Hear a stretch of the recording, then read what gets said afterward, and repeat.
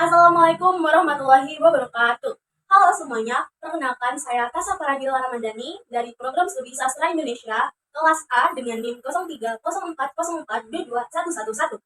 Nah, pada kesempatan kali ini saya akan menjelaskan claims, counts, dan warrant sebagai tugas UTS mata kuliah retorika. Saya memilih claims tentang budaya Korea memberikan citra positif bagi pecintanya yang ada di seluruh dunia.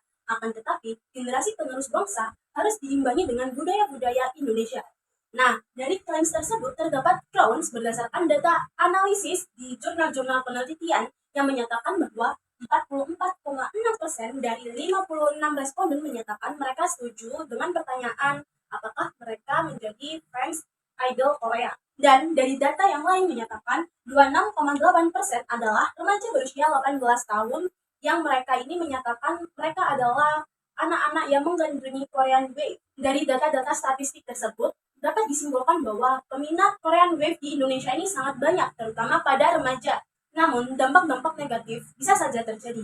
Seiring dengan banyaknya remaja-remaja Indonesia yang semakin hari semakin bertambah, yang mereka ini menggandrungi Korean Wave, mereka ini semakin melupakan budaya Indonesia sendiri. Sehingga, anak-anak atau remaja tersebut kurang mengetahui dengan perkembangan-perkembangan budaya yang ada di Indonesia. Tentunya, hal ini tuh dapat memberikan dampak terhadap pembentukan mental remaja Indonesia. Para remaja seakan kehilangan jati dirinya sendiri, yakni jati diri sebagai remaja Indonesia. Seiring berkembangnya teknologi, kita ini tidak bisa menolak budaya-budaya dari luar yang masuk ke dalam Indonesia. Akan tetapi, kita masih bisa menyaringnya. Karena itu, kita harus mengimbangi budaya-budaya yang dari luar atau juga Korean Wave yang masuk ke Indonesia ini dengan mengimbangi budaya-budaya dari Indonesia sendiri agar budaya di Indonesia ini tidak terlupakan. Dalam wacana ini telah didapatkan data-data pengaruh positif tentang adanya budaya Korean Wave yang masuk ke dalam Indonesia. Data yang pertama adalah para remaja ini lebih kreatif mengembangkan diri. Dengan adanya Korean Wave, remaja-remaja Indonesia ini mereka lebih berperilaku kreatif dan juga mereka lebih semangat untuk mengembangkan dirinya sendiri. Karena mayoritas dari remaja-remaja yang menggandrungi Korean Wave, mereka ini menjadikan idol-idol mereka sebagai inspirasi.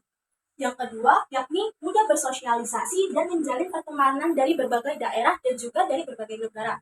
Tidak dapat dipungkiri bahwa penggemar dari Korean Wave ini ada di seluruh dunia.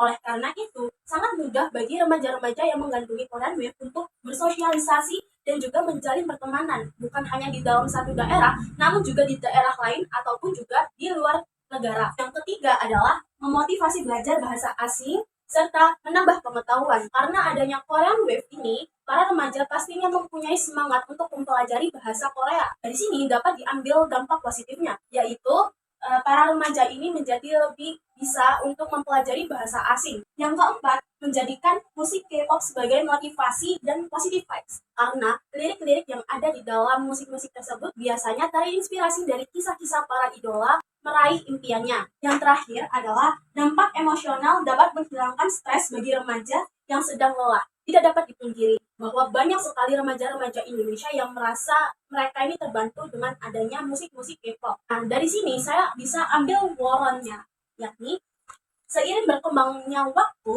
para penggemar K-pop atau Korean Wave ini semakin menyadari untuk mempertahankan nilai-nilai budaya Indonesia. Mereka mengimplementasikannya dengan cara yang pertama, menyanyikan lagu nasional Indonesia Raya sebagai pembuka konser K-pop.